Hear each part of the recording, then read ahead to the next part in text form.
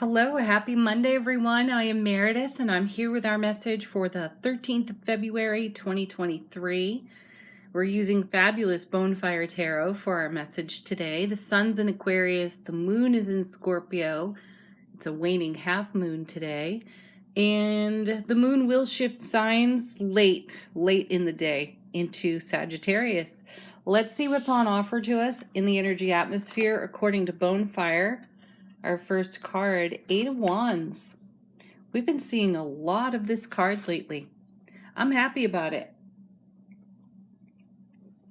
For me, this is an intuitive download of information kind of card.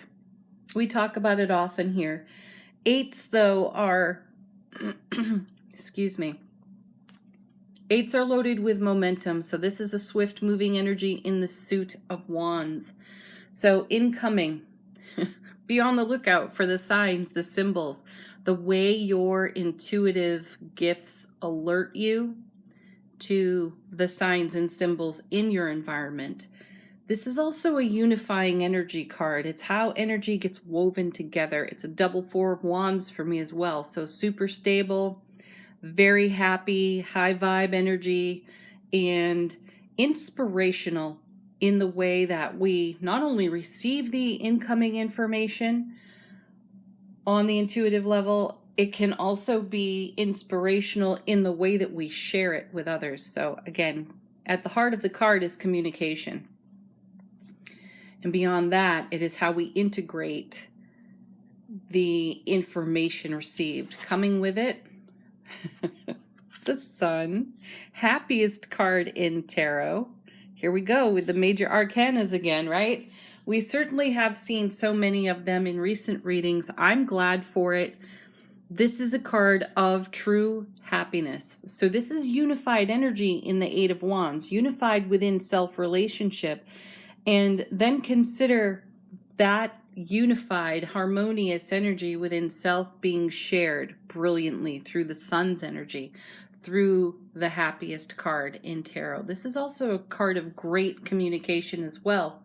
Very clear understanding, no verbal clutter, no mental, emotional clutter either, as we integrate whatever is on offer to us today in the Eight of Wands. Next, we have the Knight of Cups, carrying the Ace of Cups. Knights move energy between cards, so we are staying in the momentum of this eight with the Knight of Cups. This is a deep suit. It's deeply emotional, and we're following our hearts in the suit of cups. We are brilliantly, keenly aware of the way that we feel and how we broadcast what we feel and what that attracts to us. And isn't that excellent?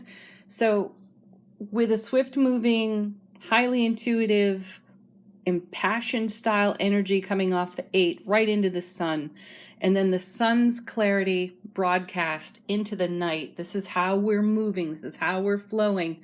I feel that this is us sharing our authenticity. We're not hiding behind any facade, any kind of wall here. And it's a continued message for me of having the courage to be vulnerable, to not defend ourselves as we speak, as we share, as we communicate. We just live it, say it, breathe it, be it, whatever it is for us, right? Let's see where this is going. These three cards came together. Perfect, right into the King of Cups. There it is. There's evidence of what I was just saying. Impassioned, inspired off that eight into the brilliant clarity, happiness of the Sun. We're staying in momentum with our personal Ace of Cups carried by the Knight, following our hearts, following the way that we feel. We're communicating clearly about that as well, and in a very mature, courageous, leadership, self-leadership kind of way here with the King. He's exceptionally charismatic. He's the one I call the marrying man in tarot. He's deep. I think this is Libra and Scorpio together in this card. I have to check that. Anyway, Emotionally awake, aware, alert, intimate. We're sharing the intimate authenticity of ourselves through self-mastery here with the king. We're also sharing the tenderness of our intuitive communication and guidance. How many times have you received an intuitive message and you've kept it quiet, and then moments later it proves itself out and you hear yourself say, oh my gosh, I just understood this intuitively and I didn't say anything about it. Wah, you know? I have those moments a lot. There's no edit button today is what I'm getting at here. I feel that we are passionately sharing the love that we are brilliantly, clearly, as we pursue our happiness, as we celebrate our happiness in the here and the now. We're feeling emotionally grounded within ourselves. So therefore we feel super stable. Double 4 of Wands over there on that 8. We're feeling super stable and free. Really free. Next, oh my gosh, look. There's the 4 of Wands. So we have 2 of the happiest cards in tarot on the table today, surrounded by the suit of Wands and Cups. So passionate, emotionally fulfilling. Wow. That's amazing. Super stable foundation. The 1111 card, stepping through a portal. This is us living in the upgrade of our vulnerable authenticity. We're not apologizing for ourselves. We're not hiding who we are. We're not being people pleasers. We're just being. And thank goodness for that, right? And then there's the devil. Well, of course, that's okay though. The devil is providing some contrast, and he's not going to stand a chance here with the sun shining so brilliantly on everything in this really swift moving, passionate energy. I love that the devil's here because he provides just the right kind of perspective for us. We can have those brilliantly clear, thank you, sun, moments with ourselves today and recognize when we would hold back our authenticity, when we would hold back our words and would not speak what was on our hearts. So the devil is here to remind us and inspire us to be free, to not hold back our authenticity or our vulnerability. This is what makes us so unique. This is why the Suit of Cups brings so much blessing to us. And then combined with so many different wands here in the reading, all geared toward happiness, self-expression, and an elevated, passionate mood. That's powerful. Be prepared. Let's see what's on the bottom of the deck. Oh, wow. Here she is, the lady herself, the Empress, back again. And we spoke about her last week. I think it was Friday's reading. I was feeling a new cycle beginning, and this feels like the fresh cycle. I'm noticing it. Several people around me are noticing it. Even though it's still February, we're feeling, hearing, sensing spring in the air. And so this is a new cycle. We're rising to it. I feel that here with the Empress. She's all about cycles and rhythms, and she brings the message too of giving birth and gestating, nurturing. I feel the time has, I don't really want to use the word time. I feel like our experiences have matured, and we're beyond the birth process here with the Empress. We've given birth. We saw this with the Empress and the Ace of Cups. Either it was last week or the week before. It felt like the dam broke. We weren't holding ourselves back any longer. And I feel that we have gained strength and stability with whatever we were at one time holding back. We are feeling really stable with whatever that is and unique to each and every one of us.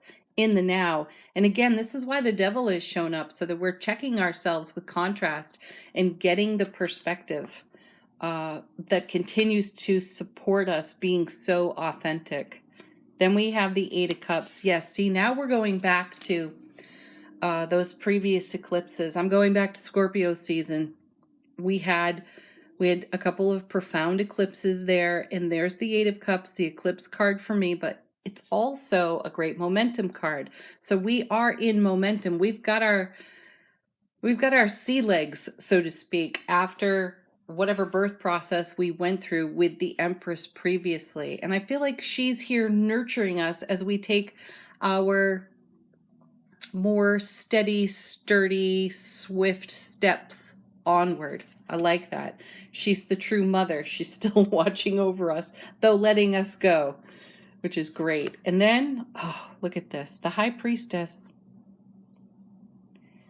This confirms intuitive information incoming off that Eight of Wands for me. So do listen to, pay attention to your inner voice, your inner knowledge, the signs and symbols in the energy atmosphere, and follow through on those. Do not talk yourself out of that Devil card. And also, be mindful of the moments to be discreet. Know the moment to keep it to yourself, keep it in your heart, because the High Priestess is ever discreet. Okay. Next, angel answers. If you have a question, ask it of the deck. First card flipping over in the shuffle. It's up to you. I love that message. Do not look beyond yourself. All of the info is within you. You're the channel.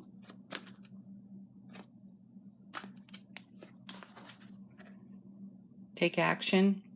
This is not an issue for us. I feel that we're in great momentum. Look, we've got 2 8s on the table. We've got the 4 of Wands. We've got emotional stability. We've got Overwatch from the Empress. Beautiful.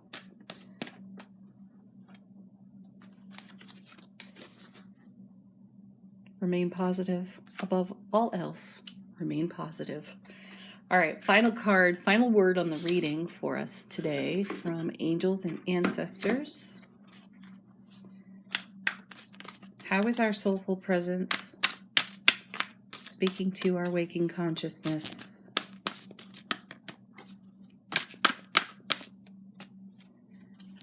Oh, how perfect.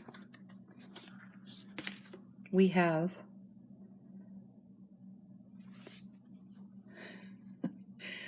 the Lady, we have the Lord.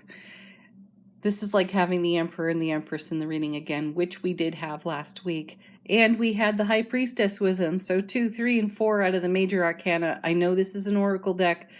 This message is take charge with authority. Yes. Take action on the incoming information. Take action.